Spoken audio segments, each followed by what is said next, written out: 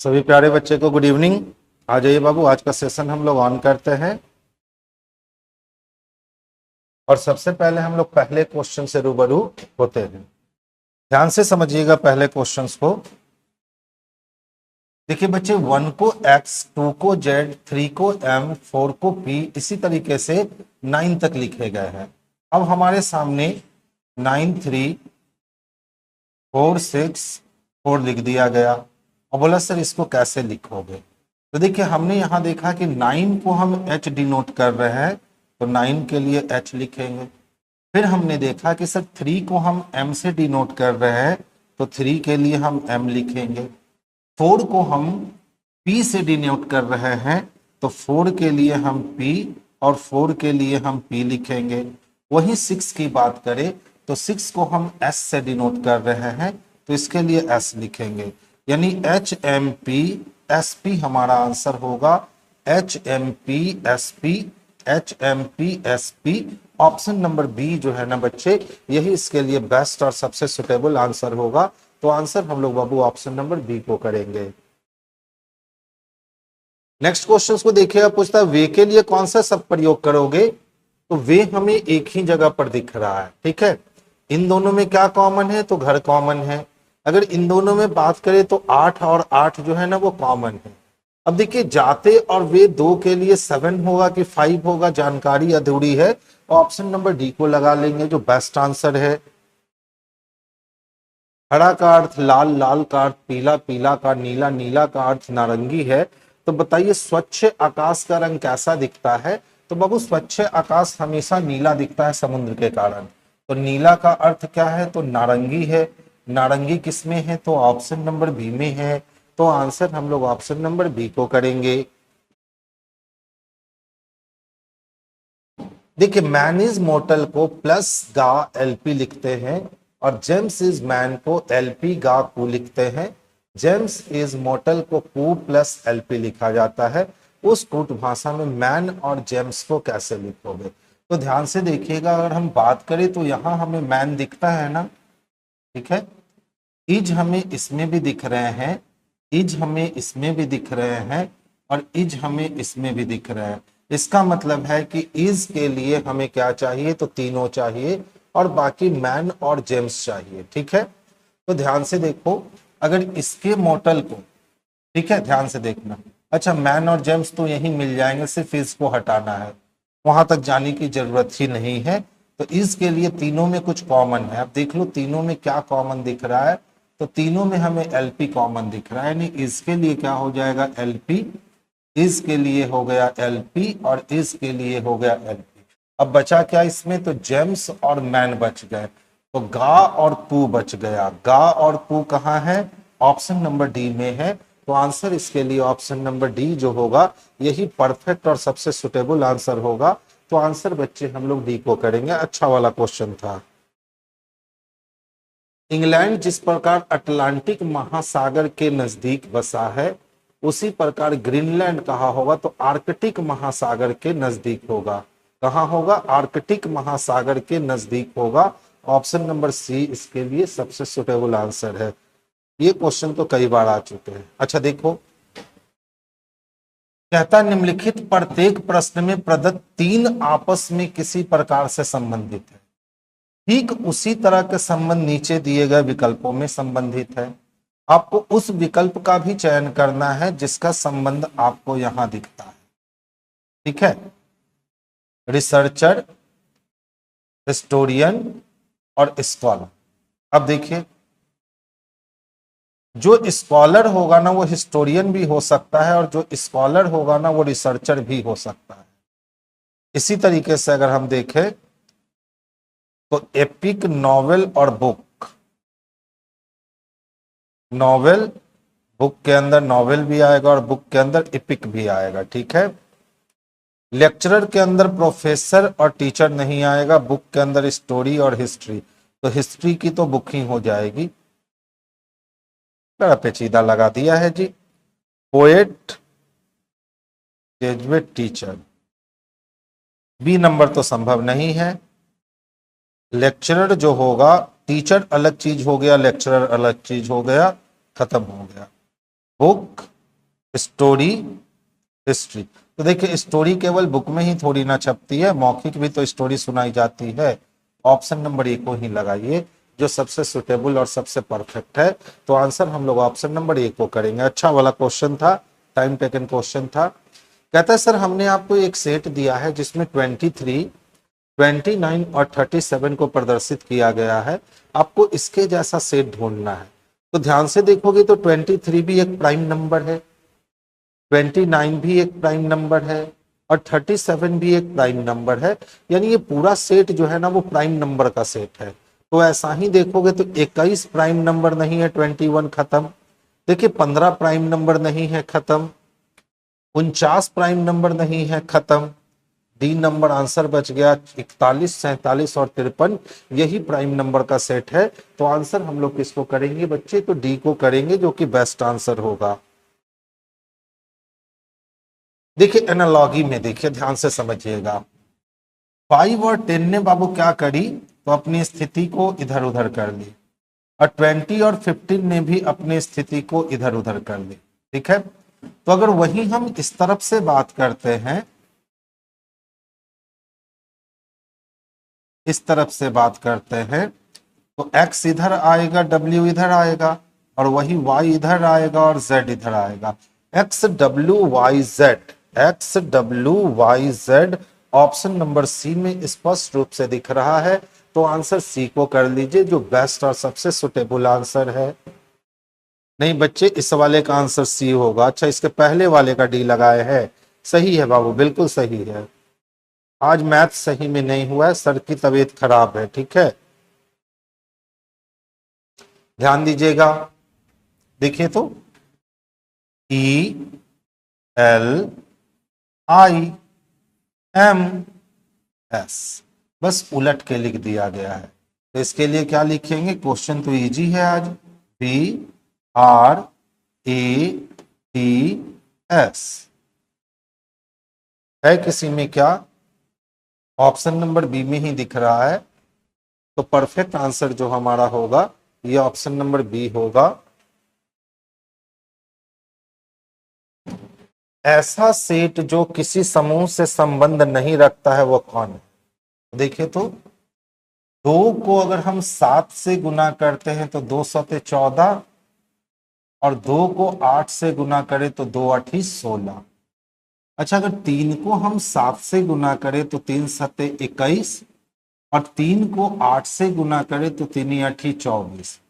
इसी तरीके से 8 को अगर हम 7 से गुना करें तो 8 सती 56, और 8 को 8 से गुना करें तो 8 8 64, यानी 5 35 41 अलग हो जाएगा। ठीक है, देख लो 5 35 41 क्या हो जाएगा, तो अलग हो जाएगा। तो 30 के लिए आंसर हम लोग ये रख लेंगे, क्योंकि पहले में भी पहले 7 से गुना फिर 8 से गुना, दूसरे में भी पहले 7 से गुना फिर 8 से गुना, तीसरे में भी 7 से गुना 8 से गुना। लेकिन यहाँ 5 7 35 तो कर दिया, लेकिन यहाँ 8 5 8 40 और प्लस 1 एक्स्ट्रा कर दिया, इसीलिए अदर से क्या है, डिफरेंट है। तो आंसर हम लोग ए को कर लेंगे। अच्छा बताओ, ये 4 लाइन सेगमेंट का गेम है ना, 1 2 3 और ये 4। तो 4 लाइन सेगमेंट का गेम था, तो इसको 5 से गुना कर दिया गया, तो 4 5 20 हो गए, जो कि यहां आया। और ये देखो 3 लाइन सेगमेंट का गेम है ना, तो 3 को 6 से गुना कर दिया गया, तो 6 तिया कितने मिल गए, तो 18 मिल गए। अच्छा, इसी तरह से देखेंगे तो ये टोटल 5 लाइन सेगमेंट का गेम है, और 5 को अगर 5 से गुना कर देते हैं तो 25 25 हो जाता है। अब वहीं देखें 1 2 3 4, तो ये 4 लाइन सेगमेंट का गेम है। अगर हम 6 से गुना करते हैं तो 6 4 की 24 होता है, जो कि दिख रहा है। सेम देख लो 1 2 3 4 5 और ये 6 लाइन सेगमेंट का गेम है। 5 से गुना करेंगे तो 6 5 30 होगा, और यहां देखो तो 3 लाइन सेगमेंट का गेम है, तो 3 को 6 से गुना करेंगे तो 3 6 18 हो जाएंगे, यानी 30 और 18 चाहिए। 30 और 18 बच्चे ऑप्शन नंबर ए में स्पष्ट रूप से दिख रहा है। तो आंसर हम लोग ऑप्शन नंबर ए को कर लेंगे, जो बेस्ट और सबसे सुटेबल आंसर है। बिल्कुल सही है बाबू मिक्की।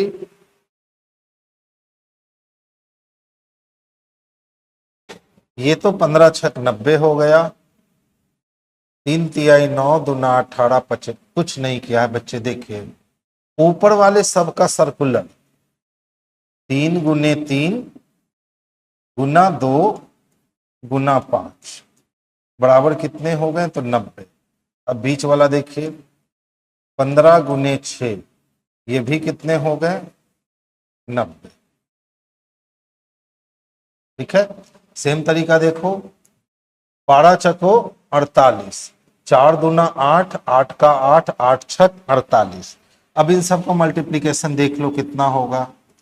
3 दूना 6, 6 दूना 12 और 12 चको 48, ये वैल्यू भी आया 40 है। तो अंदर हमारे पास 4 दिए हुए हैं, कितना बार में गुना करें? तो 12 से अगर गुना करते हैं तभी हम 12 चको 48 तक पहुंच जाते हैं, यानी इस वाट के जगह पे 12 रख देना, हमारा काम बन जाएगा। देखने में तो लग रहा था बहुत बड़ा क्वेश्चन है, लेकिन जब कॉन्सेप्ट समझ में आया तो पता चला कि बड़ा क्वेश्चन तो यह है ही नहीं, एक अटेम्प्ट में बनने वाला क्वेश्चन था। तो हम लोग 12 को रखेंगे तभी बाहर वाले का मल्टीपल और अंदर वाले का मल्टीपल जो है ना वो एग्जैक्ट सेम हो पाएगा। तो आंसर किसको कर लीजिएगा? तो ऑप्शन नंबर सी को कर लीजिएगा। कहता है एक आकृति, निम्न आकृति में 4 आकृतियां दी गई है पी क्यू आर और एस। आकृति पी उन लोगों को दर्शाती है जो तैराक हैं, क्यू कलाबाजों को, आर और एस पेंटर और खानसामों को दर्शाता है। कहता है सर 8 किसको दर्शाता है?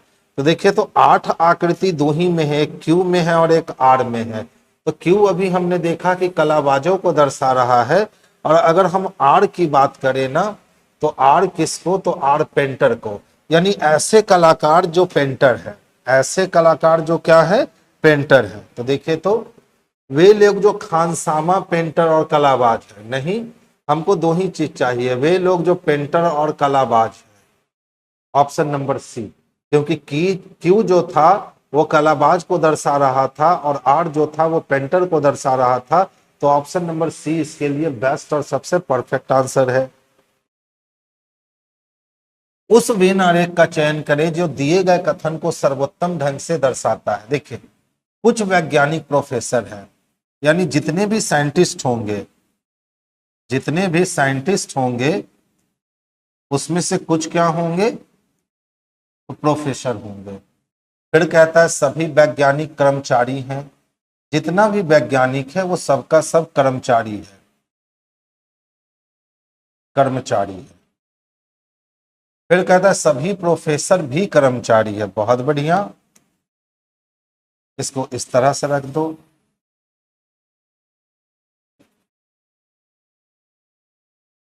तो देखिए कुछ वैज्ञानिक प्रोफेसर हैं, सभी वैज्ञानिक कर्मचारी हैं, सभी प्रोफेसर कर्मचारी हैं। ऐसी व्यवस्था हमें किस में दिख रही है? तो ऐसी व्यवस्था हमें ए में दिख रही है। तो परफेक्ट आंसर हमारे लिए ए जो है ना, यही बेस्ट और सबसे सुटेबल आंसर होगा। तो ए को हम लोग लगाएंगे, यही इसके लिए परफेक्ट वेन है। बाबू इसमें देखिए, इसमें आपको नहीं दिखेगा कि सभी वैज्ञानिक कर्मचारी हैं, जबकि आपको दिखाना था कि सभी वैज्ञानिक भी कर्मचारी हैं और सभी प्रोफेसर भी कर्मचारी हैं। तो इस कंडीशन में हमारा ऑप्शन नंबर ए जो होगा ना बच्चे, यही इसके लिए बेस्ट और सबसे परफेक्ट आंसर होगा। अच्छा देखिए, 1 के निकट में 2, 3 के निकट में 5 हो तो कौन सा कथन निश्चित रूप से सत्य है? अच्छा सोचने वाली बात है, कहीं ना कहीं ये डाइस की बात कर रहा है, और डाइस के टोटल 6 सरफेस बनते हैं। ठीक है। अब 1 के निकट में 2 है, हमने मान लिया कि 1 ऊपर है और 2 इस साइड है। फिर देखो क्या कहता है, 3 और 5 है, तो 1 के निकट में 3 भी है और 5 भी है। तो हम मान लेते हैं कि 3 पीछे है और 5 आगे है। तो 1 के निकट में 2 भी है, 1 के निकट में 3 भी है और 1 के निकट में 5 भी है। तो कहता है सर कौन सा निश्चित रूप से सही होगा? तो देख लीजिए 4 या 6 यहां हो सकता है या तो 6 4 यहां हो सकता है, दो कंडीशन बनती है। अब कहता है एक के निकट में 4 होगा। हम सियोरिटी के साथ कह ही नहीं सकते कि एक के निकट में 4 होगा या 6 होगा, कैंसिल हो गया। दो के निकट में 5 होगा, तो हम ये सियोरिटी के साथ कह नहीं सकते कि दो के निकट में 5 होगा। आप बोलोगे सर आपने तो लिखा है दो के बगल में 5, लेकिन सोचिए ये घटना ऐसे भी तो घटित हो सकती थी ना बच्चे, ये वाली घटना ऐसे भी घटित हो सकती थी कि हम एक को यहां रख ले, दो को यहां रख ले, 5 को यहां रख ले और 3 को हम लोग पीछे रख ले। तो अभी भी एक के बगल में 2 है, 3 है और 5 है। तो हम ये भी श्योरिटी के साथ नहीं कह सकते कि सर 2 के निकट में 5 है।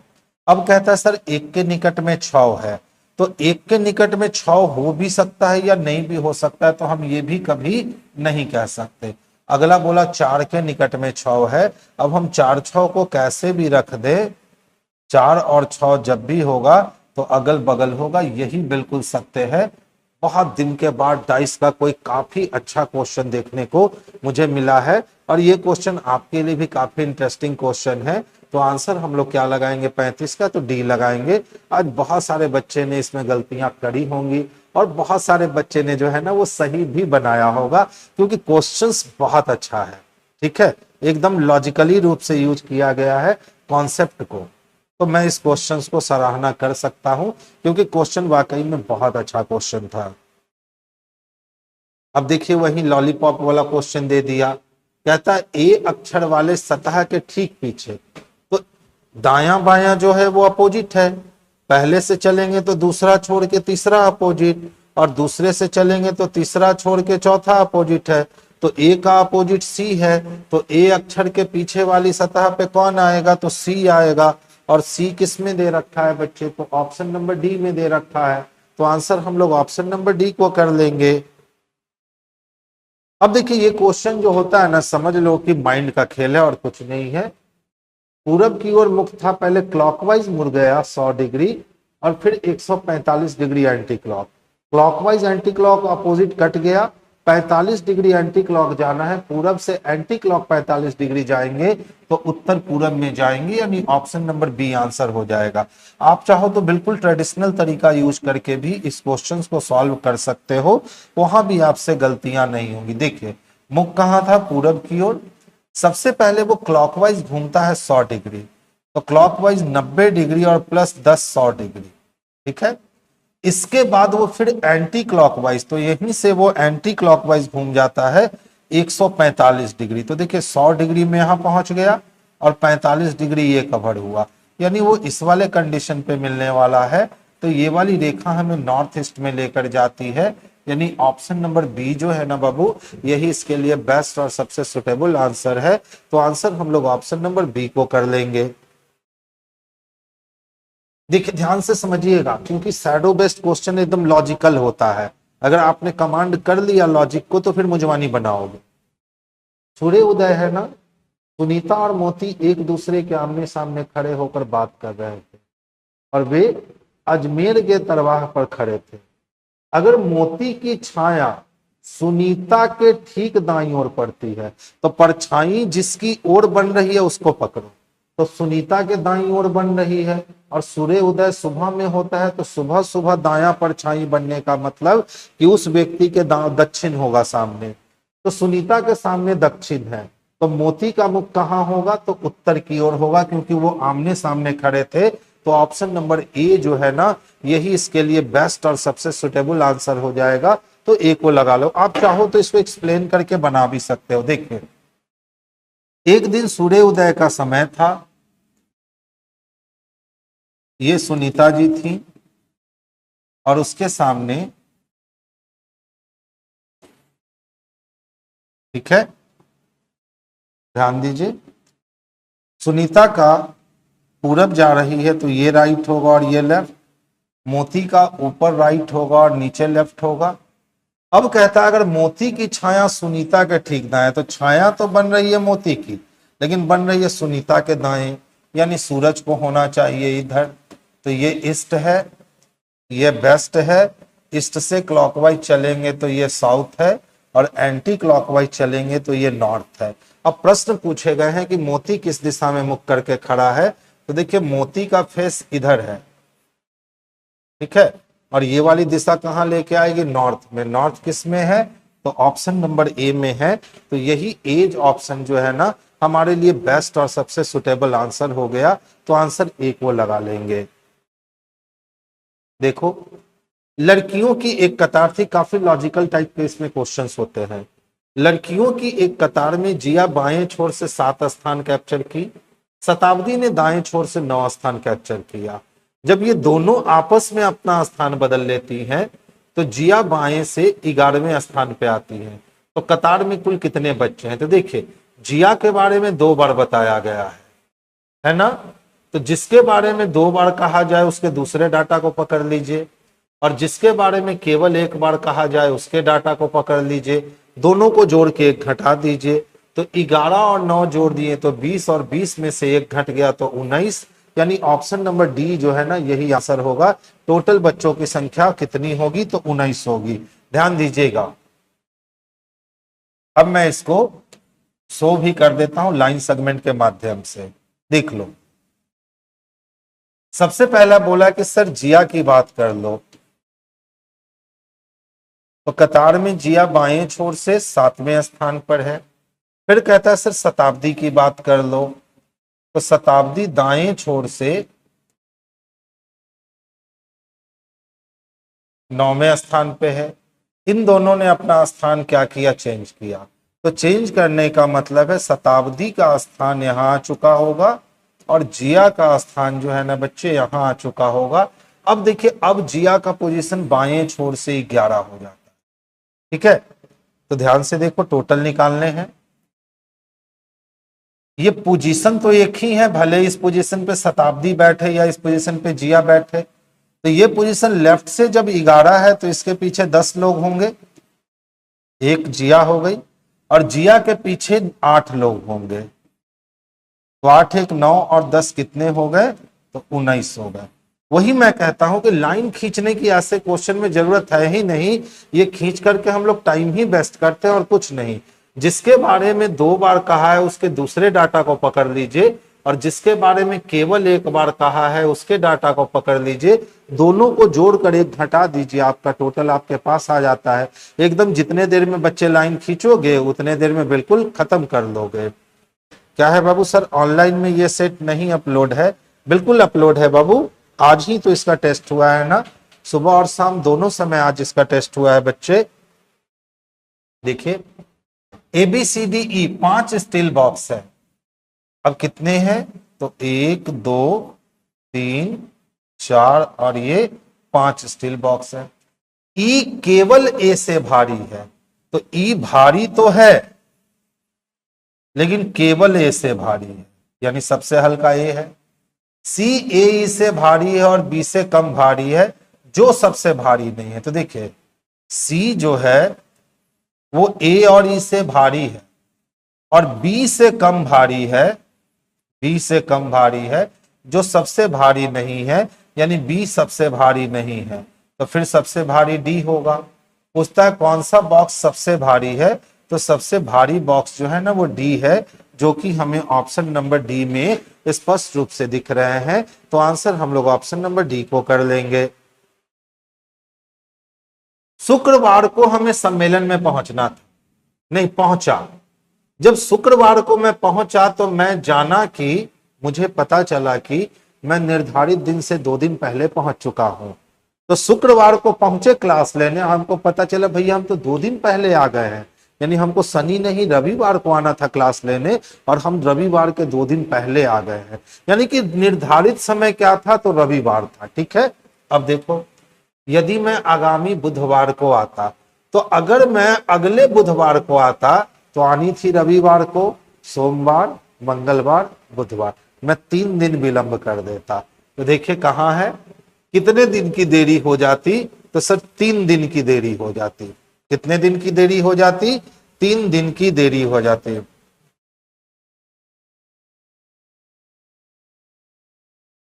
बच्चे हम जो टेस्ट सीरीज करा रहे हैं वो टेस्ट सीरीज कौन सी है, देखिए यहां बिहार एसएससी के लिए 2 टेस्ट चलती है, ठीक है। एक सैटरडे संडे को चलती है फुल लेंथ टेस्ट, और एक मंडे टू फ्राइडे को चलती है फुल लेंथ टेस्ट, ठीक है।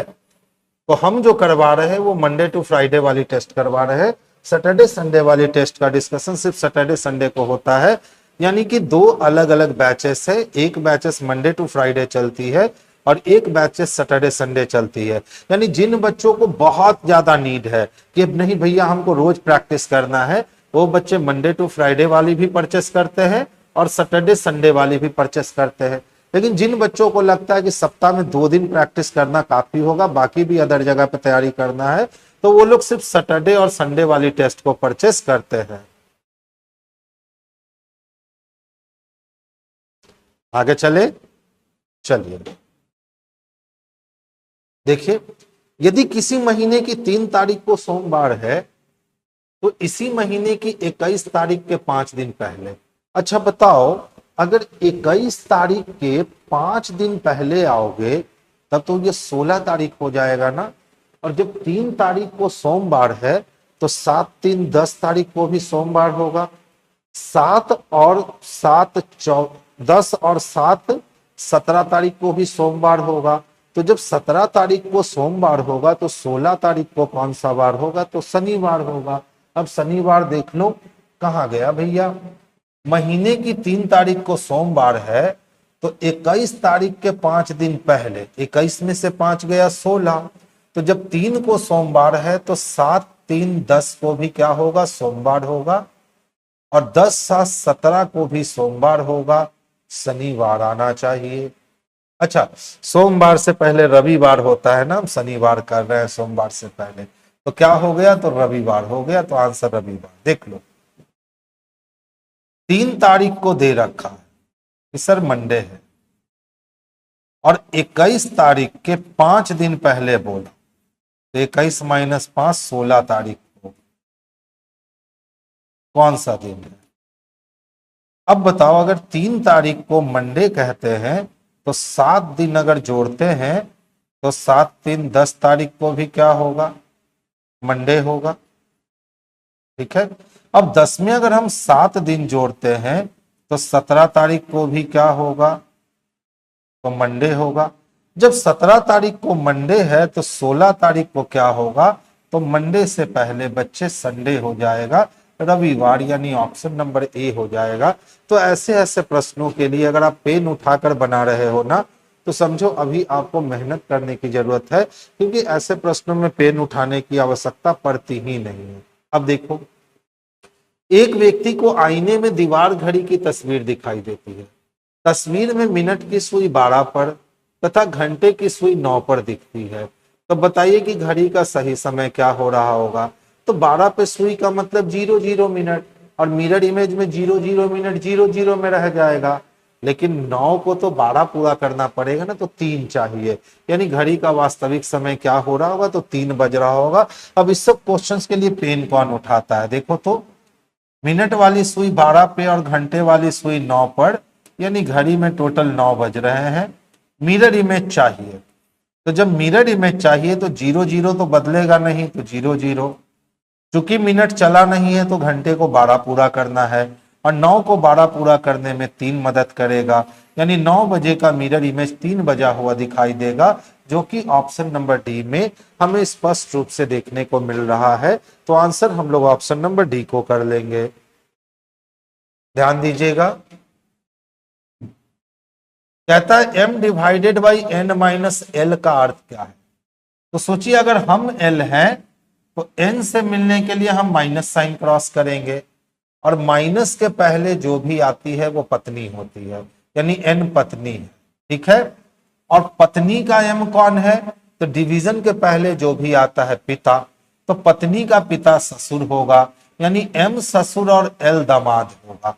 तो देखिए, तो l n की पुत्री का भाई है, नहीं, l m की पुत्री का पति है, बिल्कुल सही। दामाद को पति कहते, पुत्री का पति कहते हैं। तो ऑप्शन नंबर सी इसके लिए बेस्ट और सबसे सुटेबल आंसर है। देखिए, 6 व्यक्ति हैं EL MN D वो एक पंक्ति में पूरब की ओर बैठे हैं। अच्छा बताइए, जब 6 व्यक्ति बच्चे पूरब की ओर बैठेंगे तो राइट नीचे होगा और लेफ्ट ऊपर होगा। ये तो यूनिवर्सल ट्रूथ है। अब देख लो, एम ओ के दाईं ओर तीसरे स्थान पे है, यानी जहां भी ओ को रखेंगे उसके दाईं ओर पहला, दूसरा और तीसरा पोजीशन एम के लिए है।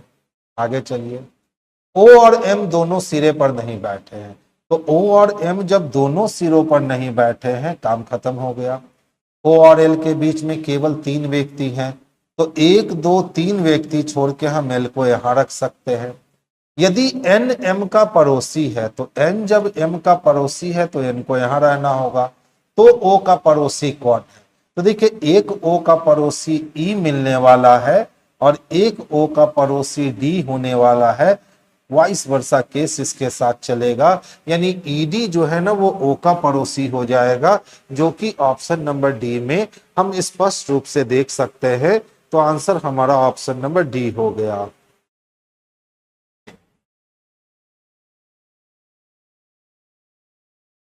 अच्छा, जो टेस्ट हम सॉल्व करवा रहे हैं इसको ज्वाइन करने के लिए बच्चे सबसे पहला काम कीजिए कि प्ले स्टोर को खोलिए और प्ले स्टोर पर जाकर प्लेटफॉर्म ऑनलाइन टेस्ट टाइप कीजिए। वहां नवीन सर की ऐप खुल जाएगी, प्लेटफॉर्म ऑनलाइन टेस्ट। आप उस टेस्ट पे अपने आप को इनरोल कर लीजिए। जब रजिस्टर आप कर लोगे तो वहां आपके पास सारे टेस्ट जो है ना वो दिखने लगेंगे। आपको जो टेस्ट परचेस करना है उसका नाम इस तरह से लिखा हुआ होगा, BSSC +2 level hyphen BSSC CGL4 hyphen BSO। जिसपे आपको ये टेस्ट दिखती है, आप उस टेस्ट को परचेस कर लो। फिर आप आराम से दिन भर में कभी भी लैपटॉप पे, मोबाइल पे या पीसी पे बैठ के अपनी टेस्ट लगा लो और यहां आकर के फिर शाम में 7 बजे से डिस्कशन कर लो। या तो फिर आप यहाँ पटना में जो तीनों ब्रांच है, किसी भी ब्रांच पर आकर के आप ये टेस्ट दे सकते हो। अच्छा, ध्यान से देखिएगा।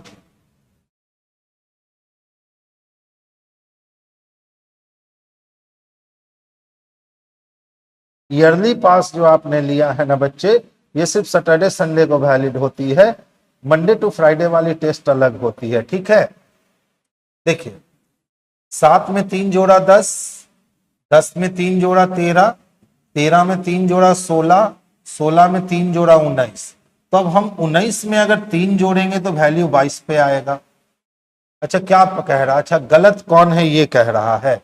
तो चलिए, पहले पद में तो गलत कहीं नहीं मिला। अच्छा, दूसरा देखिए तो 20 से 18 यानी 2 की कमी, 18 से 16 2 की कमी, 16 से 14 2 की कमी, 14 से 12 2 की कमी। तीसरे पद में भी कोई दिक्कत नहीं, यानी बीच के पद में दिक्कत है। बीच का पद क्या है? 4 है, 10 है, 20 है, 43 है और 90 है। चलो इसमें अंतर देखते हैं। 6 का अंतर है ना, फिर से देखो। 10 का अंतर है, फिर से देखो। 23 का अंतर है और फिर से देखो। 7 4 47 का अंतर है।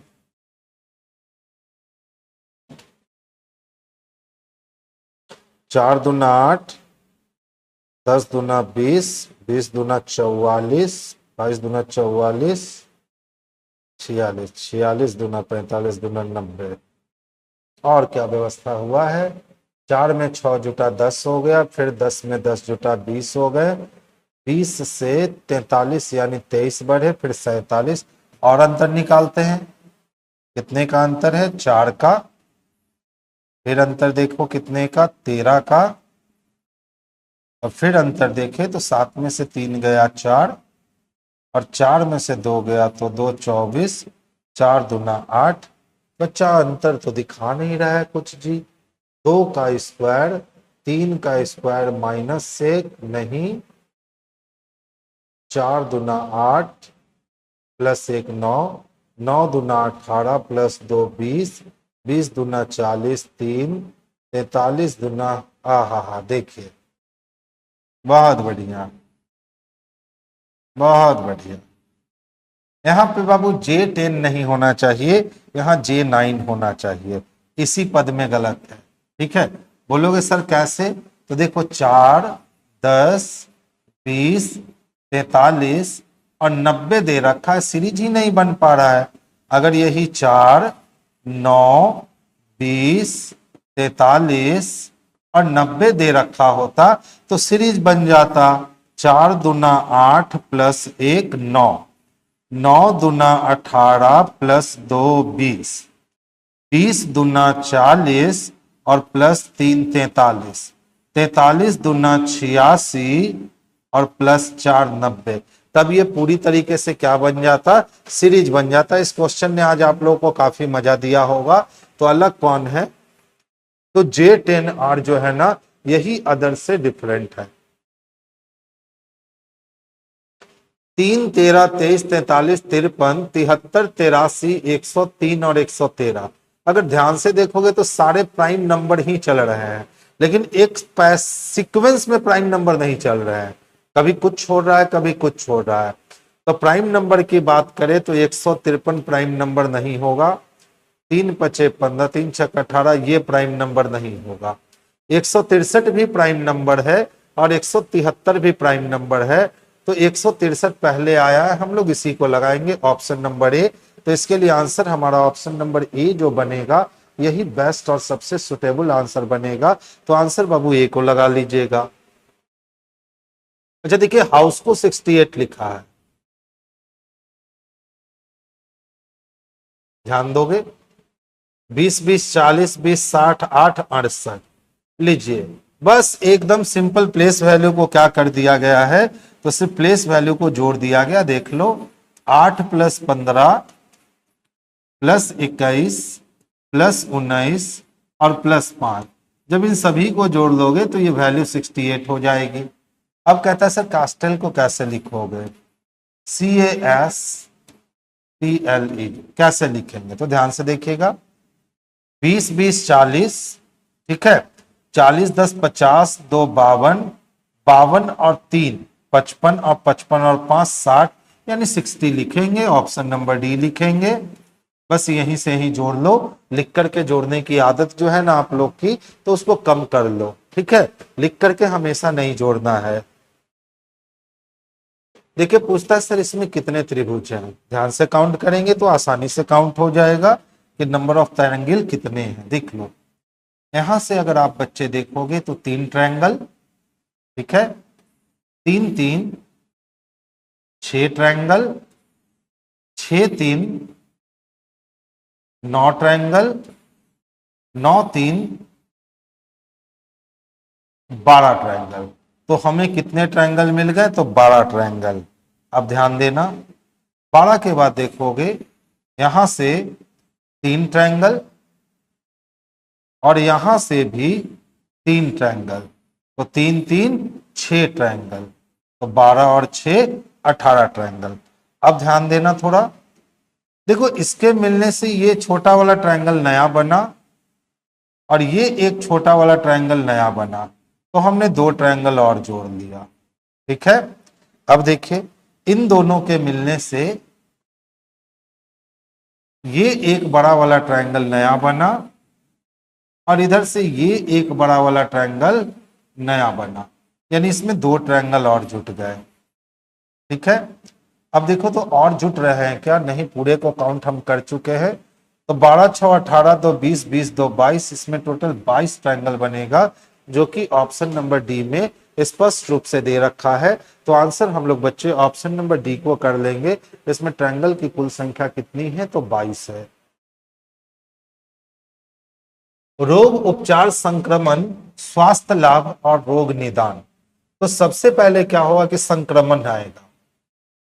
संक्रमण किस में बदलेगा? तो रोग में बदलेगा। रोग का फिर हम क्या करेंगे? रोग निदान करेंगे, यानी ई नंबर। अब रोग निदान मिल गया तो हम उपचार शुरू करेंगे और उपचार शुरू करने के बाद स्वस्थ लाभ मिलेगा। CAEBD चाहिए। CAEBD ऑप्शन नंबर बी में दिख रहा है। तो आंसर हम लोग ऑप्शन नंबर बी को बनाएंगे। अब इसको उल्टा मत कर देना कि पहले उपचार करेंगे तब रोग का निदान।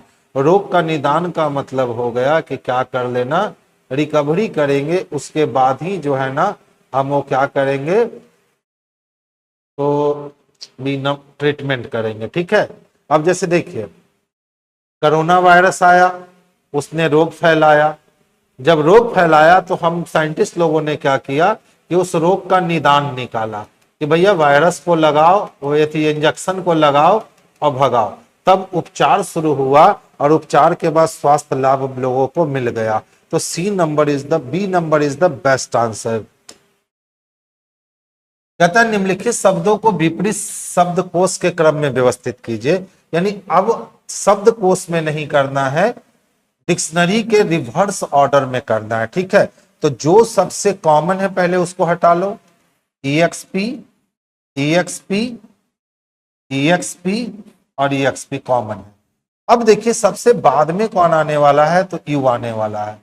यानी पहले D आने वाला है 1 नंबर पे, D से फिर आएंगे तो B आएगा 2 नंबर पे, उसके बाद I और S, तो फिर A आएगा 3 नंबर पे और C आएगा 4 नंबर पे। क्लियर है।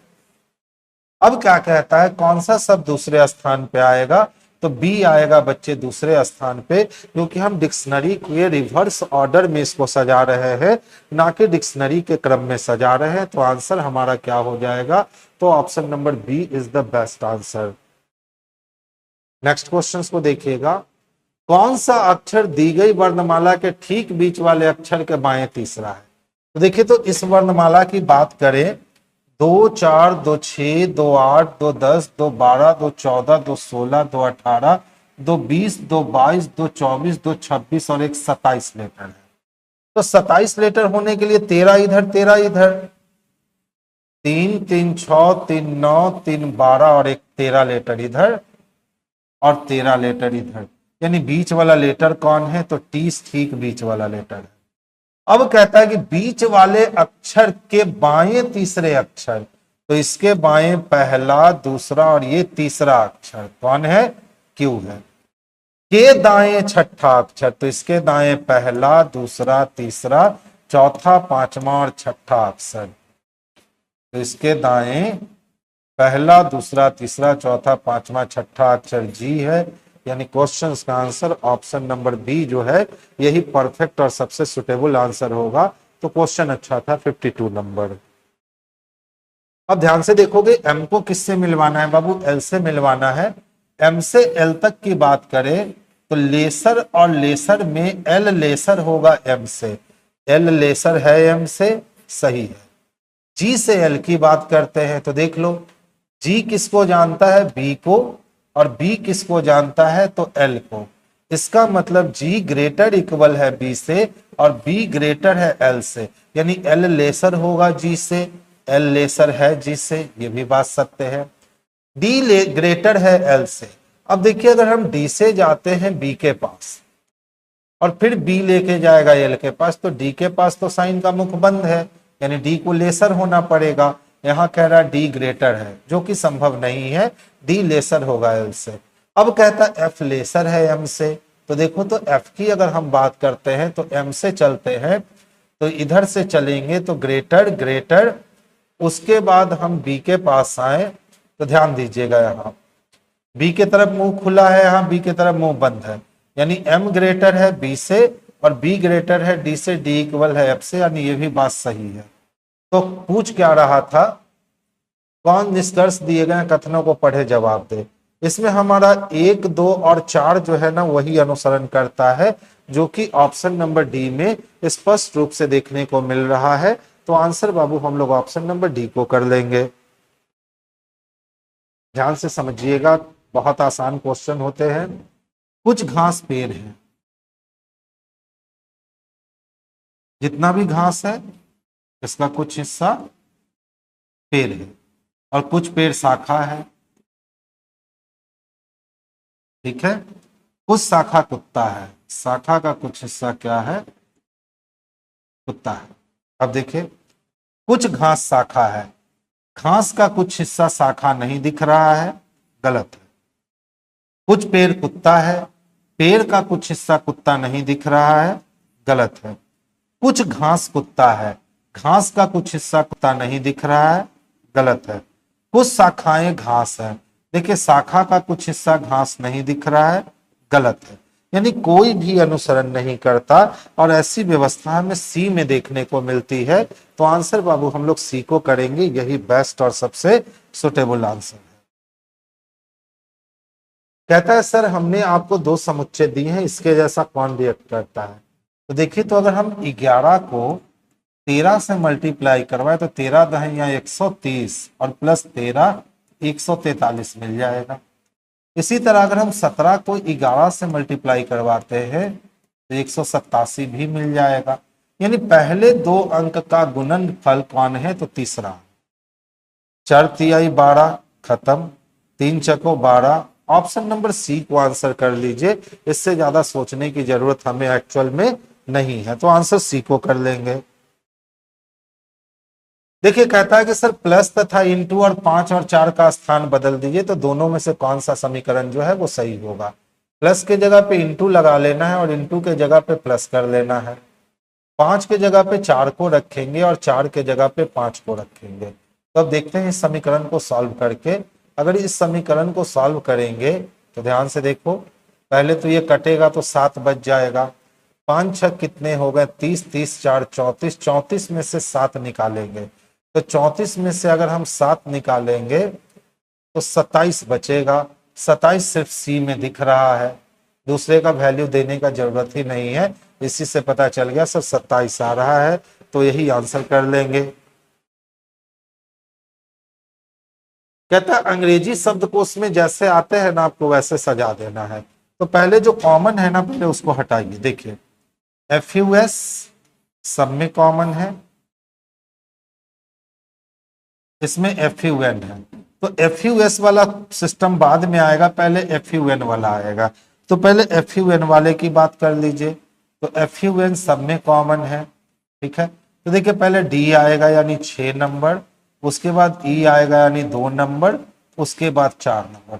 अब इधर से लेना स्टार्ट करेंगे, तो देखिए सबसे पहले C आएगा यानी 5 नंबर, C से बड़ा E है यानी 7 नंबर, और ई से बड़ा आई है यानी 3 नंबर, और लास्ट में 1 है, लास्ट में 1 है। अब देख लीजिए तो 6 2 4 5 7 3 1, ऑप्शन नंबर ए में ही जो है ना ये बेस्ट और सबसे सुटेबल आंसर है। तो आंसर हम लोग बच्चे ऑप्शन नंबर ए को कर लेंगे। नेक्स्ट वन ध्यान दीजिएगा, ए का संबंध पूछ रहा है किससे बाबू, ई से। तो अगर मैं ई हूं ना तो प्लस को पार करूंगा तो मेरे पिताजी मिलेंगे, और पिताजी की जो माता होगी ना वो हमारी दादी होगी, और दादी का पुत्र जो होगा वो चाचा होंगे, और चाचा के जो पिता होंगे वो दादा होंगे। यानी एक्चुअली में ए जो है ना वो दादाजी हैं किसके, ई के। तो आंसर डी को कर लेंगे जो बेस्ट आंसर है। उस विकल्प आकृति का चयन कीजिए जिसमें दी गई आकृति x उसके रूप में छुपी हुई है, ठीक है। हमें ये वाली आकृति ढूंढनी है कि कहाँ है। तो देखो यहां हम सर्किल तो ढूंढ सकते हैं, लेकिन इसमें ये जो क्रॉसिंग हो गया है ना, ये क्रॉसिंग यहां नहीं मिलेगा, ये क्रॉसिंग यहां भी नहीं मिलेगा, ये क्रॉसिंग यहां भी नहीं मिलेगा। ये क्रॉसिंग इकलौता हमें कहा मिलने वाला है, तो ये क्रॉसिंग हमें सर्किल के अंदर डी में मिलने वाला है। तो आंसर भी हमारा ऑप्शन नंबर डी जो है ना यही बेस्ट आंसर है। देखिए इस टाइप का क्वेश्चन आप कर लिया कीजिए, इसमें ऑप्शन ए रहा तो आसान है, ऑप्शन डी रहा तो बड़ा मेहनत पड़ता है इसमें। देखिए ध्यान से, कुछ एल आर है, एल का कुछ हिस्सा क्या है, आर है, कुछ ए आर है, और ए का कुछ हिस्सा जो है वो आर है।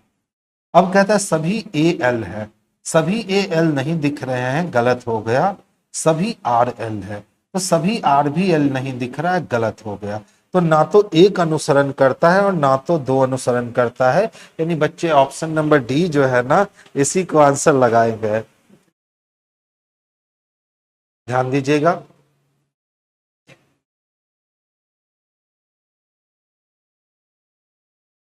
ध्यान दीजिएगा।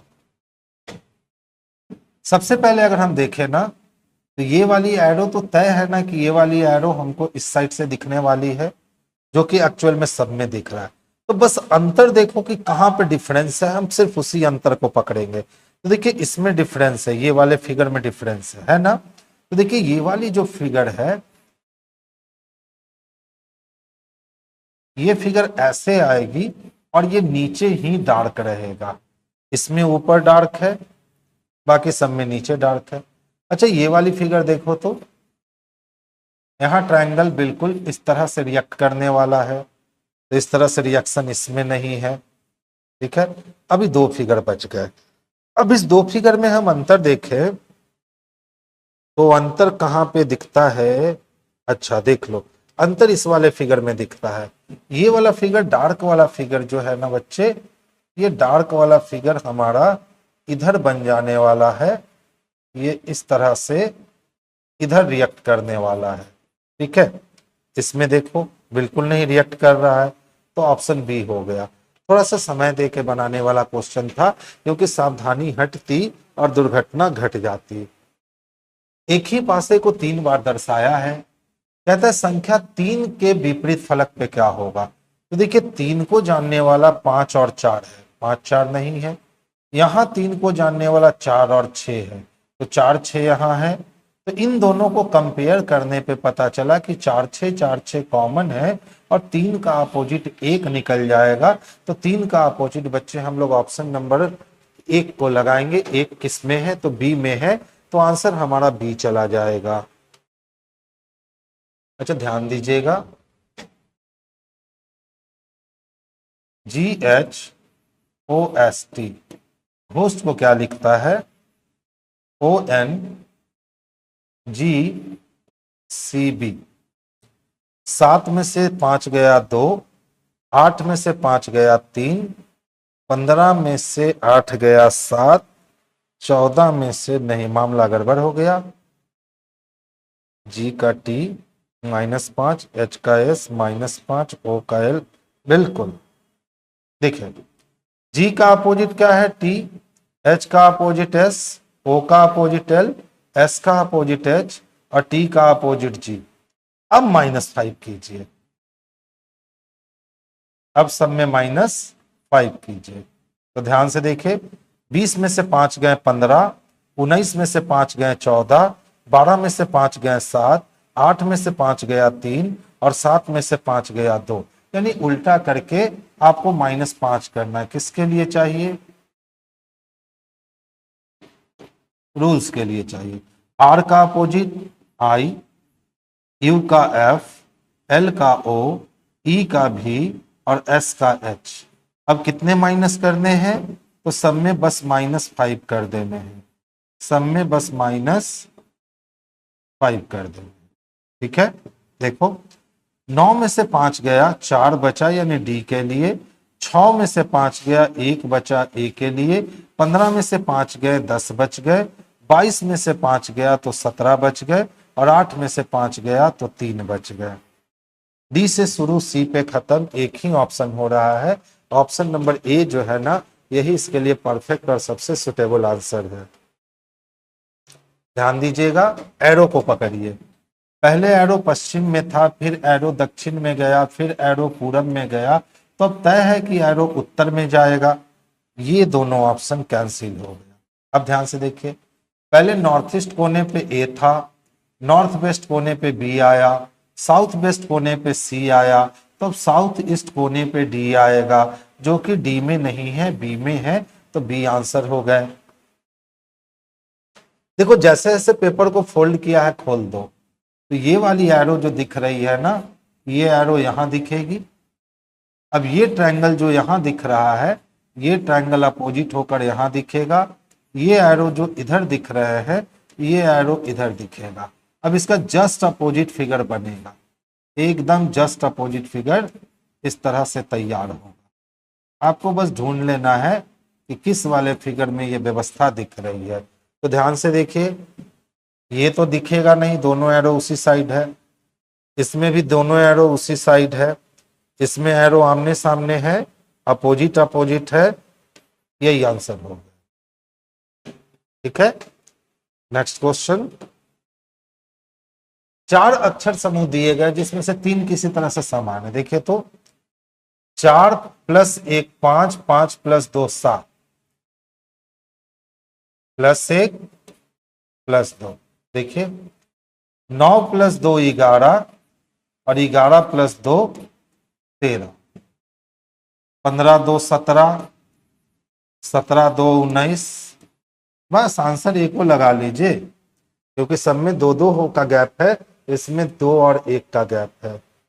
नेक्स्ट क्वेश्चन की ओर चलेंगे और देखेंगे नेक्स्ट क्वेश्चन। गुड इवनिंग बाबू पवन।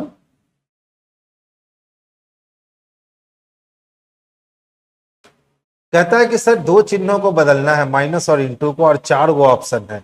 इसको कर लीजिएगा जी, इसमें कुछ काम करना नहीं होता है, बस चिन्हों को बदलिए और बनाइए। अच्छा देखिए तो 7 में से अगर 2 गया तो 5 बचे क्या, और 8 में से 1 गया तो 7 बचे क्या, यानी 75 की कमी हो गई। 11 में से 6 गया तो 5 बचा क्या, और 11 में से 4 गए तो 7 बचा क्या, यानी 75 की कमी हो गई। तो 713 में क्या करेंगे ना कि 75 की कमी कर देंगे, आंसर मिल जाएगा। तो 13 में से अगर हम 5 निकाल दे तो 8 बचेगा, 10 में से 7 निकाल दे 3 बचेगा, और यहाँ 6, यानी 638 मिल जाएंगे, जो कि ऑप्शन नंबर ए में स्पष्ट रूप से दे रखा है बच्चे। तो आंसर हम लोग ऑप्शन नंबर ए को कर लेंगे। लास्ट क्वेश्चन था ये।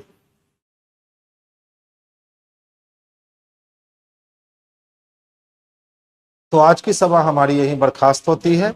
नमस्कार दोस्तों, कैसे हैं आप लोग? बहुत अच्छे होंगे। रीजनिंग का आप लोगों ने अभी डिस्कशन देखा। चलिए मैथ, रीजनिंग और साइंस में लगे रहिए और सफलता की एकदम लकीर को और ज़्यादा गाढ़ा करते चले जाइए। देखिए हम लोग अपने साइंस की दुनिया में आ जाते हैं हुजूर। ये रहा साइंस। कल मेरी क्लास नहीं हुई थी, ठीक है, कल क्लास नहीं हुई थी, आज क्लास हमारी हो रही है। कुछ काम की वजह से हम कल नहीं आ पाए थे। चलिए पहला क्वेश्चन पर आ जाते हैं हम लोग। क्या कह रहा है? निम्नलिखित में कौन सी अदिश राशि नहीं है? तो जब अदिश नहीं होगा तो सदिश होगा। तो अदिश राशि नहीं है तो वो हमारा क्या होगा? सदिश होगा।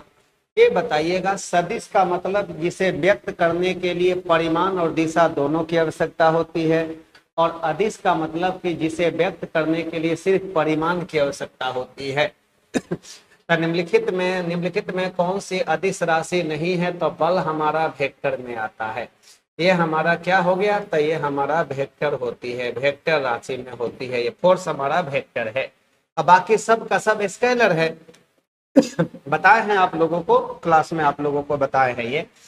यदि एक वस्तु का संवेग 3 गुना कर दिया जाए, यदि एक वस्तु का संवेग 3 गुना कर दिया जाए तो इसकी गतिज ऊर्जा का मान। तो पहले रेखीय संवेग और गतिज ऊर्जा में संबंध देखिए। ये संबंध जो होते हैं ना, काइनेटिक एनर्जी बराबर p²/2m होती है। और अब यहीं से बता दीजिएगा, kinetic energy directly proportional p² के। तो हम कह देंगे, प्रश्न से हम लोग आ जाएंगे, काइनेटिक एनर्जी बराबर संवेग को 3 गुना कर दिया जा रहा है, तो 3 का स्क्वायर बराबर 9 गुना हो जाएगा, 9 टाइम्स हो जाएगा। तो भाई मेरे हो गया 9 गुना। तो हाँ, मूल मान का क गुना हो जाएगी? 9 गुना हो जाएगी। मूल मान का क गुना? तो ये 9 टाइम्स हो जाएगा, 9 गुना हो जाएगी। हो तो गया, 9 गुना हो जाएगी। यही संबंध है, इसी संबंध पर आधारित सवाल था ये। 129 नंबर पर आ जाइए आप लोग। ये बता दीजिएगा 9 गुना, एकदम सही बात है। मनीषा कुमारी, चलिए मनीषा जी लगी हुई है आप, अच्छा लगा। हाइड्रोजन से भरा गुब्बारा निम्नलिखित में से किसे आसानी से उठा ले जाएगा? हाइड्रोजन जो होती है, हाइड्रोजन का घनत्व तो कम होती है, और जब ये गुब्बारे में भरा रहेगा तो बताइएगा, घनत्व तो कम होने के कारण छोड़िएगा तो ऊपर जाएगा। तो अपने से हल्का चीज को क्या कर लेगा? उठा लेगा। 1 केजी जल को उठा लेगा? गलत। 1 किलो तांबा को उठा लेगा? नहीं। 1 किलो ढीले ढाले रूप से भरे पंख को उठा सकता है, ये इसको उठा सकता है। तो हाइड्रोजन है गैस से भरा गुब्बारा निम्नलिखित में से किसे आसानी से ऊपर उठा ले जाएगा? तो 1 किलोग्राम ढीले ढाले रूप से भरे पंख को ये ऊपर तक लेकर चला जाएगा, या रुई को ऊपर तक लेकर चला जाएगा। चलिए सी नंबर ऑप्शन सही है। अगला सवाल की ओर आ जाइएगा। श्रवणीय रेंज से नीचे आवृत्ति के साथ ध्वनि तरंगों को क्या कहा जाता है? तो सुनिए ना, हम लोग कहते हैं कि श्रव्य तरंग की बात करते हैं,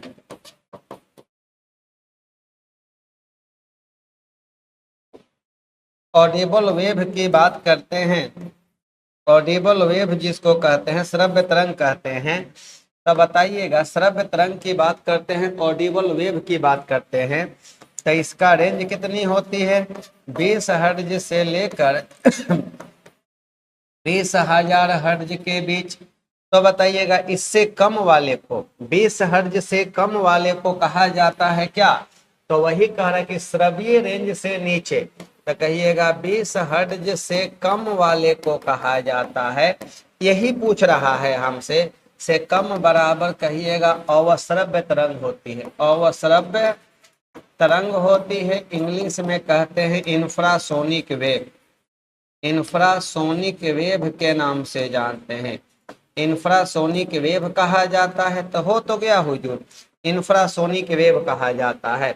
तो कह दीजिएगा 20 हर्ट्ज से कम की आवृत्ति वाली, 20 हर्ट्ज से कम वाले को क्या बोलेंगे?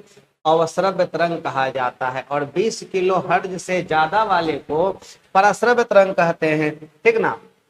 तो ये 20 हर्ट्ज से 20,000 हर्ट्ज होती है, तब 20 हर्ट्ज से कम बराबर अवश्रव्य तरंग, और इससे हमारी कान मनुष्य इसको नहीं सुन पाता है, लेकिन गैंडा हो गया कुछ जानवर इसको सुनता भी है, उत्पन्न भी कर सकता है।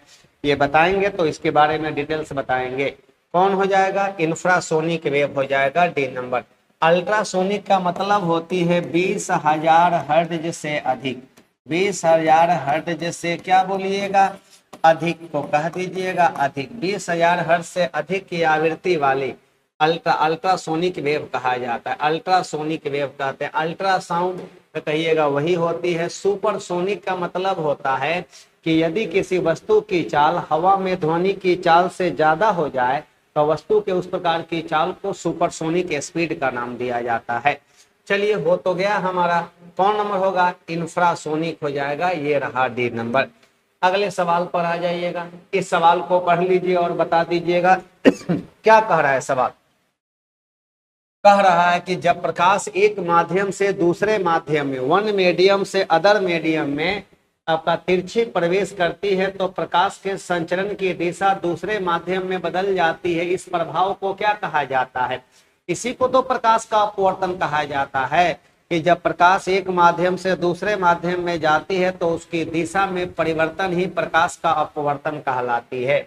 जब एक माध्यम से दूसरे माध्यम में जाएगी, चाहे विरल माध्यम से सघन माध्यम में जाए, विरल माध्यम, और यहाँ पर कह देते हैं सघन माध्यम। जब एक माध्यम से दूसरे माध्यम में जाती है, वन मीडियम से अदर मीडियम में जाती है, तो उसकी दिशा में परिवर्तन ही प्रकाश का अपवर्तन कहलाती है। तो बस अंतर यही होती है, जब विरल से सघन में आती है तो अभिलंब की ओर मुड़ जाती है, इसी को हम लोग कहते हैं नॉर्मल कहते हैं। और जब सघन से विरल में जाएगी तो अभिलंब से दूर जाती है, ये अपवर्तन की घटना होती है। परावर्तन हमारा किस में होती है? तो दर्पण में होती है। और ये बताइएगा, ध्रुवन की घटना सिर्फ प्रकाश में होती है, ध्वनि में ये घटना नहीं होती है। यही घटना है जो ध्वनि और प्रकाश को एक दूसरे से अलग करती है, जिसको पोलराइजेशन कहा जाता है। चलिए, हो तो गया। अगला सवाल पर आ जाइएगा। निम्नलिखित उपकरणों में कौन सा चालक में विभवांतर बनाए रखने में मदद करता है? तो चालक में विभवांतर को बनाए रखने वाले यह उपकरण को कहा जाता है सेल या बैटरी कहा जाता है। सेल या बैटरी कहते हैं जो विभवांतर को बनाए रखता है। सेलों का कॉम्बिनेशन, सेलों का संयोजन जो होती है, सेलों का संयोजन बराबर होती है बैटरी, सेलों का संयोजन बराबर बैटरी होती है। सेलों के संयोजन में कह दीजिएगा कि एगो होती है पैरेलल, एगो होती है पैरेलल और एगो होती है सीरीज। पैरेलल में सेलों को जोड़ दिया जाता है धारा का मान बढ़ाने के लिए, और सीरीज में जोड़ा जाता है वोल्टेज का मान बढ़ाने के लिए। और यही जो होती है विभवांतर को बनाए रखता है। आमीटर, धारा को मापा, विद्युत धारा को, अधारा को का मापन, धारा का मापन किया जाता है। गैल्वेनोमीटर धारा की उपस्थिति और दिशा का ज्ञान देता है। धारा की उपस्थिति और दिशा, धारा की उपस्थिति एवं दिशा का ज्ञान देता है, उपस्थिति एवं दिशा। और बताइए वोल्ट मीटर जो होती है विभवांतर को मापता है, विभवांतर का मापन करता है। धारा का मापन अमीटर, विभवांतर का मापन वोल्ट मीटर। वोल्ट मीटर को परिपथ में पैरेलल में जोड़ा जाता है, आमीटर को सीरीज में जोड़ा जाता है। बातें क्लियर है भाई। सेलों का कॉम्बिनेशन बैटरी कहलाता है और ये विभवांतर को बनाए रखने में मदद करता है। तो ये रहा हमारे प्रश्न का सही जवाब। लीजिए, रिफ्रैक्शन होती है मनीषा कुमारी जी, रिफ्रैक्शन होती है। रिफ्रैक्शन, रिफ्लेक्शन नहीं है, रिफ्लेक्शन नहीं है, रिफ्रैक्शन होना चाहिए। रिफ्रैक्शन है, यहाँ पर रिफ्रैक्शन है, ठीक ना। हाँ अगला है कि भारत का प्रोटोटाइप फास्ट ब्रीडर रिएक्टर कहाँ है। भारत का प्रोटोटाइप फास्ट ब्रीडर रिएक्टर कहाँ है। तमिलनाडु में है, तमिलनाडु के कल्पक्कम शहर में है। कुंडलकुलम में है तो कहिएगा नहीं सर, तो कहिएगा तारापुर। आपका महाराष्ट्र के तारापुर शहर में पहला है, पहला परमाणु रिएक्टर, फर्स्ट परमाणु रिएक्टर। परमाणु रिएक्टर का नाम है भारत का रिएक्टर, भारत का फर्स्ट परमाणु रिएक्टर, भारत का प्रथम परमाणु रिएक्टर है महाराष्ट्र के तारापुर।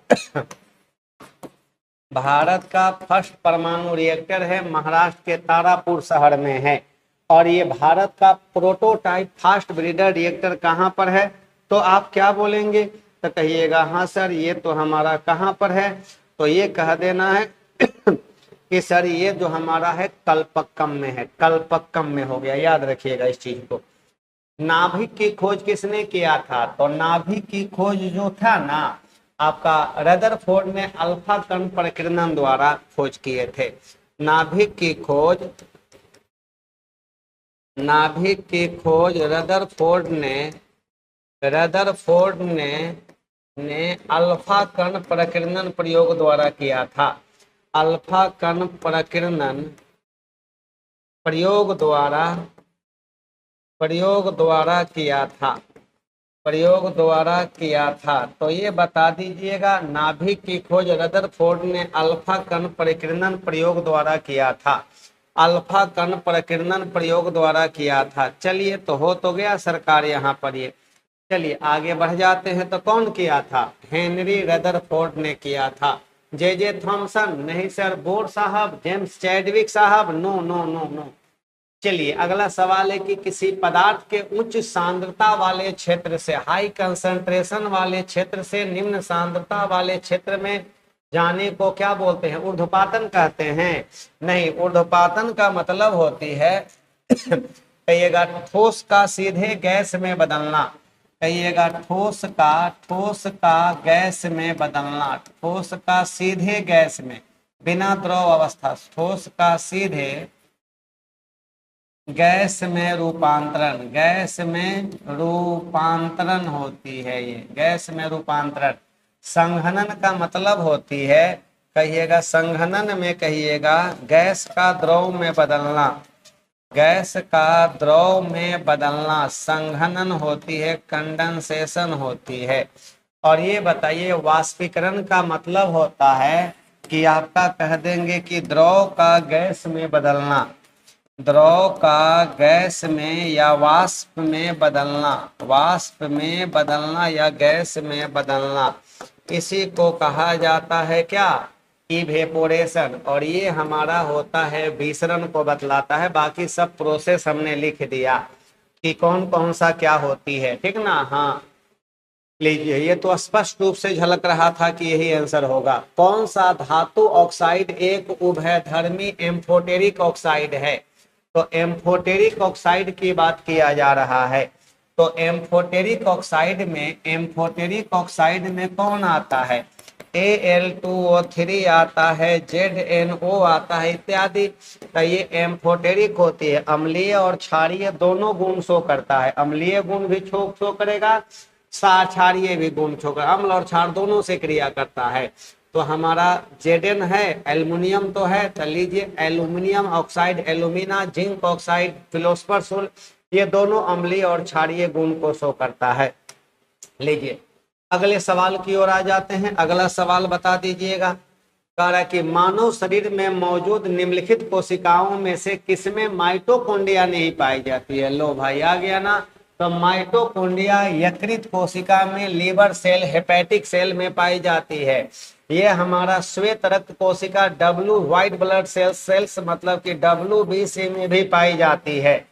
ये हमारा आरबीसी में नहीं पाई जाती है, आरबीसी में ये नहीं पाई जाती है, जिसका नाम क्या है आपका माइटोकॉन्ड्रिया कहा जाता है। इसमें प्रेजेंट नहीं होती है, माइटोकॉन्ड्रिया आरबीसी में उपस्थित नहीं होती है। चलिए अगला सवाल है कि पौधों में प्राथमिक वृद्धि किससे होता है। प्राथमिक वृद्धि तो सुनिए ना, पौधों में जो वृद्धि करने वाला जो कोशिका होता है उसका नाम है मेरिस्टेमेटिक टिश्यू, विभाज्योतक कहते हैं। और वही जो होती है परमानेंट में बदल जाता है, वही परमानेंट में बदल जाता है। तो बताइएगा प्राथमिक वृद्धि जो होती है ये हमारा होती है एपिकल, कहिएगा प्राथमिक वृद्धि जो होती है apical, apical meristematics, apical plus intercalary, inter CALARY meristematic tissue,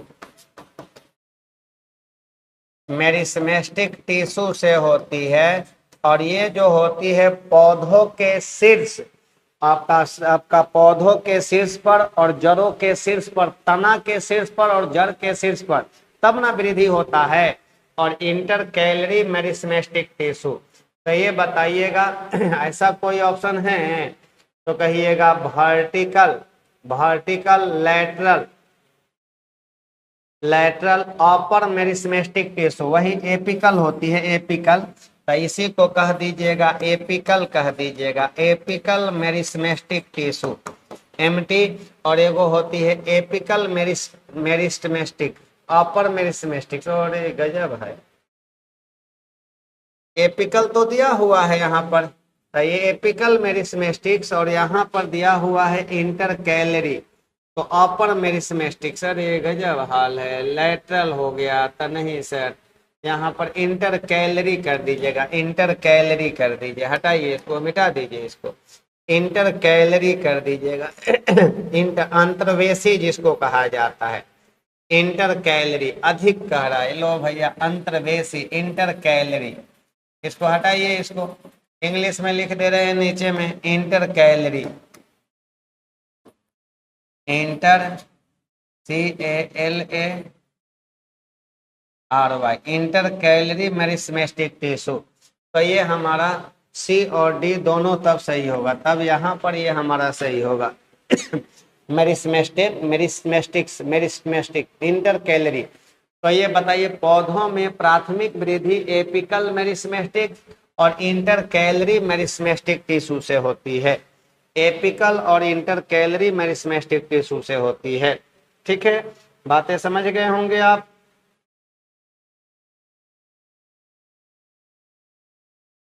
पौधों में प्राथमिक वृद्धि किससे होती है बोलिए, तो कहिएगा कि एपिकल मेरिस्टेमेटिक्स, और कह दीजिएगा एपिकल मेरिस्टेमेटिक्स और इंटर कैलरी मेरिस्टेमेटिक्स के कारण होती है। ठीक है, ऐसे ही याद रखना है इस चीज को। ठीक है, हाँ एपिकल और क्या बोलिएगा इंटर कैलरी मेरिस्टेमेटिक्स।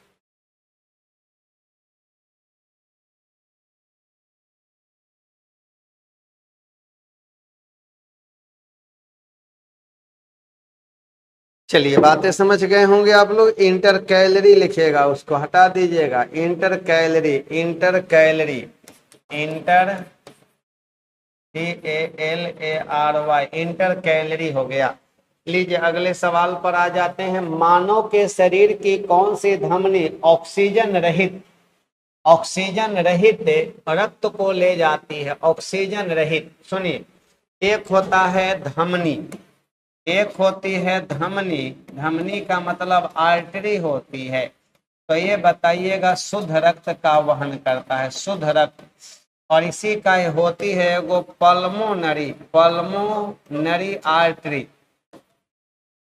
आर्टरी जो होती है ये अशुद्ध रक्त कोड होता है, ये अशुद्ध रक्त कोड होता है ये। चलिए भेन की बात करते हैं, जिसको हम लोग सीरा कहते हैं, भेन। भेन का काम है कौन रक्त, अशुद्ध रक्त कोड होना। अशुद्ध रक्त कोड होता है, अशुद्ध रक्त बहता है। और ये बताइएगा यही होती है पल्मोनरी, पल्मोनरी भेन की बात किया जाए तो यहाँ पर होती है शुद्ध रक्त, ये शुद्ध रक्त कोड होता है ये। यही तो है, यही बातें हैं, ठीक ना। दोनों का अपवाद है पल्मोनरी। तो मानव के शरीर की कौन सी धमनी, जब धमनी दिया है ऑक्सीजन रहित, ऑक्सीजन रहित माने ऑक्सीजनेटेड ब्लड नहीं, डीऑक्सीजनेटेड ब्लड को ले जाती है, तो पल्मोनरी को ही कहा जाता है पल्मोनरी आर्टरी। पल्मोनरी आर्टरी हो गया, सही जवाब तो बन गया, पल्मोनरी आर्टरी हो गया। लीजिए अगले सवाल पर आ जाते हैं। वैद्युत संयोजक यौगिकों का गलनांक क्या होता है। वैद्युत संयोजक यौगिक कोवैलेंट, आपका वैद्युत संयोजक इलेक्ट्रोवैलेंट होती है, आयनिक यौगिक होती है। तो कहिएगा MP and BP, MP and BP बराबर क्या बोलिएगा, हाई होती है, उच्च होती है। कहिएगा कि आपका ठोस अवस्था में, ठोस अवस्था में विद्युत का, ठोस अवस्था में विद्युत का कुचालक, अवस्था में विद्युत का कुचालक होती है, कुचालक। ठोस अवस्था में विद्युत का कुचालक एवं द्रवित अवस्था में, द्रवित अवस्था में एवं द्रवित अवस्था में सुचालक होता है, सुचालक होती है। ये बताइए जल में विलय होता है, ये जल में क्या होता है, जल में विलय होता है, जल में विलय एवं कार्बनिक विलायकों में अविलय होती है, कार्बनिक विलायकों में अविलय होती है, अविलय होती है, कार्बनिक विलायकों में अविलय होती है। तो बातें तो यही है, कई गलनांक पूछ रहा है, अरे भैया एमपी और बीपी हाई होता है, इसमें तो कुछ है ही नहीं। लो यार हमने कितना बातें लिख दिया यहाँ पर, गजब हो गया। लीजिए अगले सवाल पर आइएगा। H2O प्लस HCl और यहाँ बनाता है, यहाँ H3O प्लस, सुनिए ना यही बना रहा है हमारा H2O प्लस HCl की बात करते हैं। तो यहाँ पर इसको देखिएगा तो ये हमारा अम्ल हो गया, तो ये क्षार की तरह काम करेगा। तब यह हमारा H3O प्लस हाइड्रोनियम आयन और प्लस Cl माइनस बनाता है। तो ये जब हमारा अम्ल हो गया तो जरूर हमारा ये क्षार की तरह काम करेगा, क्षार की तरह काम करेगा। यहाँ पर ये हाइड्रोनियम आयन बन रहा है, कौन आयन, हाइड्रोनियम आयन। कहिएगा हाइड्रोनियम आयन बना रहा है, हाइड्रोनियम आयन बन रहा है हमारा ये। तो लीजिए ना, जब यहाँ पर कह रहा है कि H2O HCl से क्रिया करता है तो H3O प्लस या H प्लस एंड क्या बोलिएगा Cl माइनस बनता है, वही हमारा उसको हाइड्रोलाइसिस करवाया गया। तो यहाँ पर H2O किसके समान काम करता है, तो कहिएगा क्षार की तरह, भस्म की तरह काम करेगा, भस्म जैसा काम करेगा, यहाँ पर भस्म जैसा काम करेगा। लीजिए अगला सवाल। ये रे बाबा यही तो सवाल है मेन, तो वही दोनों सवाल एक ही हो गया ना, दोनों सवाल एक ही हो गया, भस्म जैसा काम करेगा। लीजिए अगले सवाल पर आइएगा। मध्य कान में मौजूद 3 हड्डियां कौन कौन सी होती है। कान हमारे कान के 3 पार्ट होते हैं, बाहर वाला कान, मध्य वाला कान, अंदर वाला कान। और मध्य कान में 3 गो हड्डी होती है। 3 हड्डी में कौन होती है, मीस, MIS होती है, मेलियस, MALLEUS, मेलियस होती है। इसी को हम लोग हैमर के नाम से जानते हैं। हैमर होती है और इंकस होती है, INCUS, इंकस या एनविल कहा जाता है, ANVIL, एनविल। और स्टेपिस, STAPES, स्टेपिस होती है, स्टेपिस होती है। तो ये बताइएगा मध्य कान में यही होती है, हैमर, एनविल और स्टेपिस होती है। सबसे छोटी हड्डी में आती है ये कह दीजिएगा मानव शरीर की सबसे छोटी हड्डी के अंतर्गत आती है।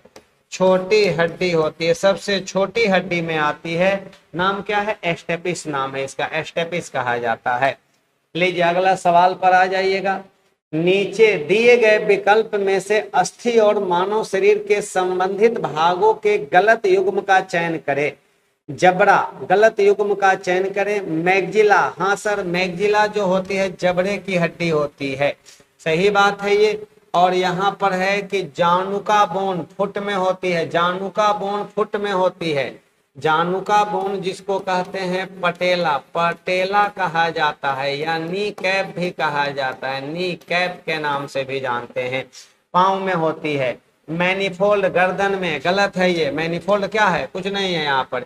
इंटरकोस्टल, इंटरकोस्टल बोन जो होती है हैंड में होती है, इंटरकोस्टल बोन जो होती है हैंड में, इंटरकोस्टल बोन हैंड में होती है। गलत हो गया कौन नंबर? सी नंबर।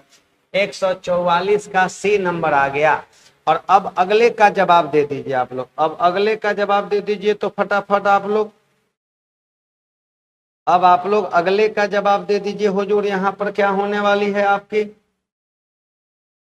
लीजिए अगले सवाल का जवाब दीजिए। थोड़ा सा आप लोग ध्यान दीजिएगा तभी हो पाएगा, नहीं तो दिक्कत है। प्रदीप्ति नली, प्रदीप्ति नली फ्लोरोसेंट ट्यूब में साधारणतः काम में लाए जाने वाले पदार्थ कौन होती है? प्रदीप्ति नली में नियोन और मरकरी की वाष्प भरी जाती है, नियोन और मरकरी की आर्गन मरकरी की वाष्प और आर्गन गैस भरी जाती है। जैसे हम लोग ट्यूबलाइट नहीं नाम सुने हैं, तो ट्यूबलाइट में आर्गन और मरकरी की वाष्प भरी जाती है, आर्गन और मरकरी की वाष्प भरी जाती है। सी नंबर ऑप्शन सही है। अगला सवाल है कि मेंडलीव के मेंडलीव के आवर्त नियम के अनुसार तत्वों के भौतिक व रासायनिक गुण विशेषताएं उनके आवर्त फलन होते हैं। तो मेंडलीव साहब का कहना था ना कि तत्वों के भौतिक और रासायनिक गुण उसके परमाणु द्रव्यमान के आवर्त फलन होते हैं। मेंडलीव साहब जो थे तत्वों को उसके बढ़ते हुए परमाणु द्रव्यमान के आधार पर सजाकर टेबल तैयार किया था, जिसको उन्होंने अपने नाम पर रखा। एटॉमिक वेट हो गया, परमाणु भार हो गया आंसर।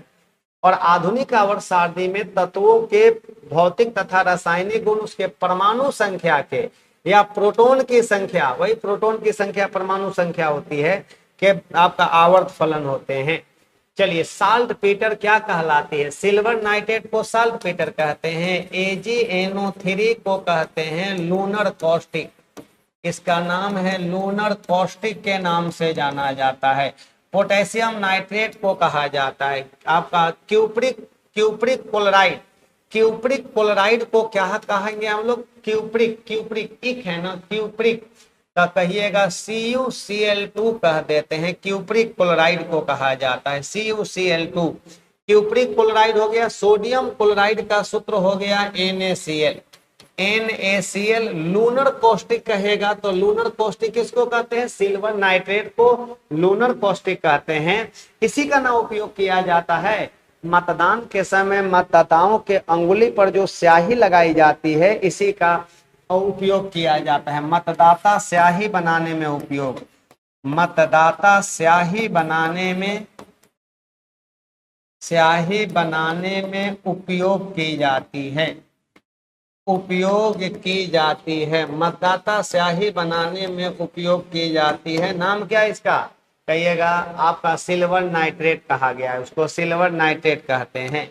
चलिए अगला सवाल की ओर आ जाइए आप लोग। अगला सवाल क्या है जरा फटाफट बतला दीजिए। मनुष्य के, अगला सवाल है कि मनुष्य के मादा स्पष्ट युग्मनज, युग्मनज माने जाइगोट में का संगठक क्या होती है? मनुष्य के मादा, मादा माने कि फीमेल में ये होता है, और ये होता है मेल का होता है। ये मेल के लिए हो गया और ये हमारा फीमेल के लिए होती है। हो तो गया। अगली सवाल पर आ जाइएगा, क्या है अगला सवाल? क्या है भाई मेरे? कह रहा है कि पर्यावरण और वन के संदर्भ में WCCB का पूर्ण रूप क्या होती है? तो ये तो बताइएगा आप लोग अपना, wild life crime control bureau. ये लीजिए, 1 नंबर आंसर सही हो गया। वाइल्ड वाइल्ड आज विश्व पर्यावरण दिवस है, 16 सितंबर है, विश्व पर्यावरण दिवस है आज। अगला सवाल है कि निम्नलिखित में कौन सा पादप हार्मोन वृद्धि को रोकता है? वृद्धि को रोकने वाला एब्सेसिक अम्ल होती है, और वृद्धि करने वाला ऑक्जिन होती है, साइटोकाइनिन होती है, उसके विरुद्ध काम करता है ये। तो आपका निम्नलिखित में कौन सा पादप हार्मोन वृद्धि को रोकता है और पत्तियों को मुरझाने के लिए जिम्मेदार होती है? तो एब्सेसिक अम्ल होती है। वो स्टोमाटा को, माने कि ये स्टोमाटा को बंद कर देता है, प्रकाश संश्लेषण की क्रिया नहीं होने देती है, मुरझा जाता है, वृद्धि को रोक देता है। इसी को हम लोग कहते हैं स्ट्रेस हार्मोन के नाम से, प्रतिबल हार्मोन के नाम से जानते हैं। साइटोकाइनिन, जिब्रेलिन कहिएगा कि नहीं सर जी? आपका आंसर हो जाएगा एब्सेसिक अम्ल हो जाएगी। चलिए, यही था हमारा क्वेश्चन आज का, साइंस की क्वेश्चन थी, और आप लोगों से हम अब ले लेते हैं इजाजत। ओके बाय, थैंक यू सभी को, good night good night good night.